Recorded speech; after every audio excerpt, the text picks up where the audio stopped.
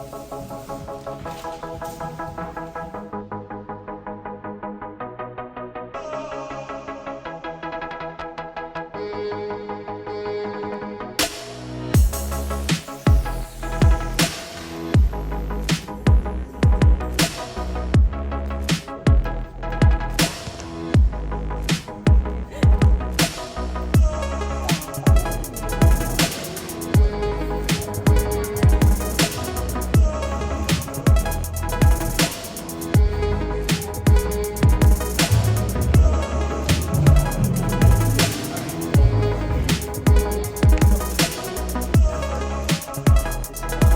show. This takes a lot of like behind-the-scenes planning, a lot of key individuals who have the passion and the heart of your kids.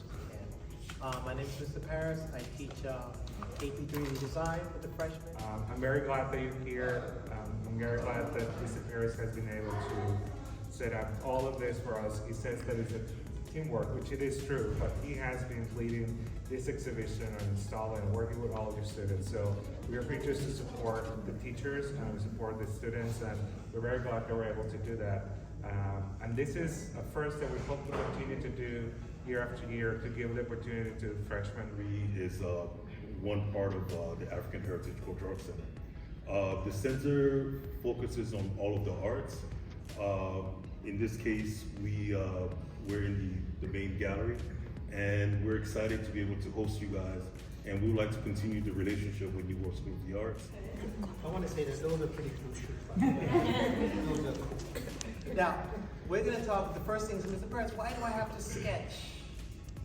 Well, the first thing the college professors do, and when they come into college, they look at your sketchbook. And they want to see the passion in your sketchbook. I went to New World, and the sketchbook is critical. Sketch is always critical for all your pieces because it really shows how you're going to your thought process through your piece and how you're going to show your piece out to everyone. And as you can see, my piece is about child labor and fast fashion, how fast fashion uses child labor and how no one's doing really anything to stop it. Thank you.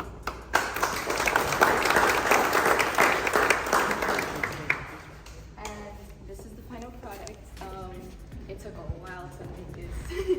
I had to straighten out all the straws, and I had to bend the straws to fit the shoe exactly. And I just went from my sketch specifically to make it into real life and try to make it the most possible. Even when the shoe, because I just used some recycled old shoes that I had, didn't fit the sneaker type I wanted, I had to make like the outer parts out of wire to make it look exactly how I wanted it to. Santiago. Natalia Campos. Our piece is about how sexism affects all genders. So Nati's side of the piece is this metal robot. It represents how men are taught to suppress, from childhood are taught to suppress their emotions. And the only way they know how to express those emotions is through anger, because that's considered the masculine emotion that people are taught to have. And the little flower in the center represents the trapped emotions that are there. So yeah, this is a trapdoor made from cardboard. Again, all the materials are recycled. But yeah, that's the flower inside. That's her half of the piece. And my half of the piece is the base and the hands. So the bottles here represent the woman. So obviously there's men and their struggle, but there's the feminine side of this. So there it shows how his anger is taken out on her or them. And these hands are his hands, and they're crushing the woman, so suppressing the woman's feelings, how feminism is very like open. So we wanted to show both sides of the struggle.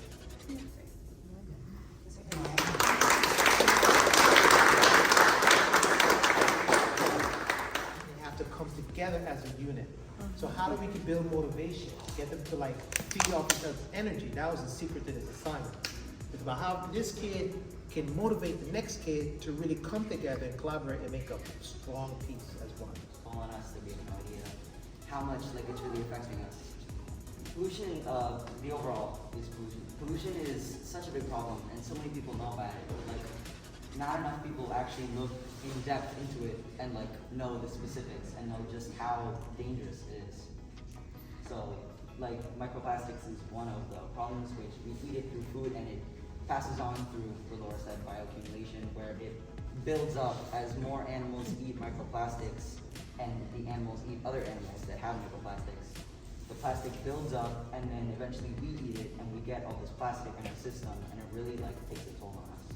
This visual of him bleeding is kind of a metaphor for like, when will we start caring when something big happens that affects us all? Or are we gonna wait till, it really affects our health? This is all obviously out of things that have been recycled. So the base is made of cardboard and we use old aluminum foil to kind of mold it. And the color we used actually kind of was trying to signify a very sickly, like acidic look. So as you can see here with this old glue, we made almost like a thing with a gourd here to make almost breaking flesh, because it's almost like you're falling apart, you're losing yourself through all this pollution. And yeah, and they're really, and Artists, introduce yourself. Hi, I'm Lily. This is my sculpture. My partner Lamel isn't here today, or at least she might be running late. Our sculpture is about abortion and how it should be talked about more. My partner made this beautiful lady. It took her a couple weeks. Hard to separate these two from class. I mean, these two are like, they're buddies. So I say, you know what, y'all gotta make art together. So tell us about your process. Well, I'm Daniel Sergato, And I'm Sai Lovin. and this is our piece. It's called Sangre es Vida, which in English means blood is life. It's about our cycles of self-destructive nature, where we destroy ourselves through war and through violence. So this is like a war helmet, and it represents almost no humanity in the face of a soldier. There's like no human features to it. It's just another like playing card for a bigger game. Like you don't really matter as an individual human being. You're just another casualty on a list. The helmet's about the glorification and how it's like portrayed as like being a hero of war, and it comes off, and it kind of just shows how being a war hero is like glorified. But this is the real, like, consequence of war. It's human life lost. It's like this concept that we all know exists, but none of us really comprehend or feel, because it's not people we know, at least.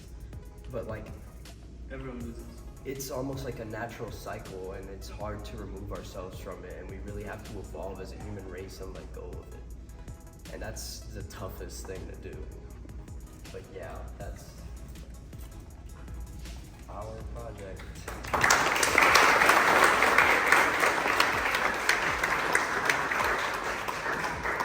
Can you believe this is all made of cardboard?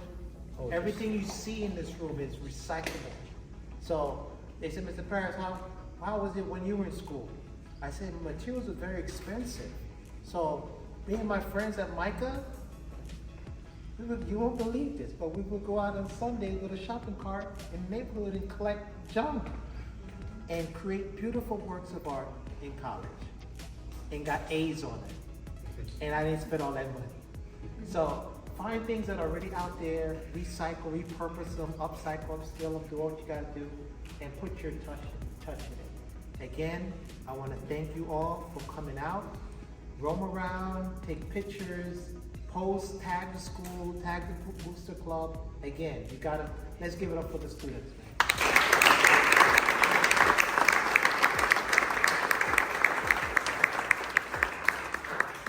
And so how does the gallery work? Well, you just mingle, you walk around, chill, eat, talk, network, and then you might say it's time to go, and then you just leave when you're ready to go. So that's what it's about. Take pictures, document, post on Instagram, and just have a good time, eat some cookies and drink some water. Have a nice day. Thank you.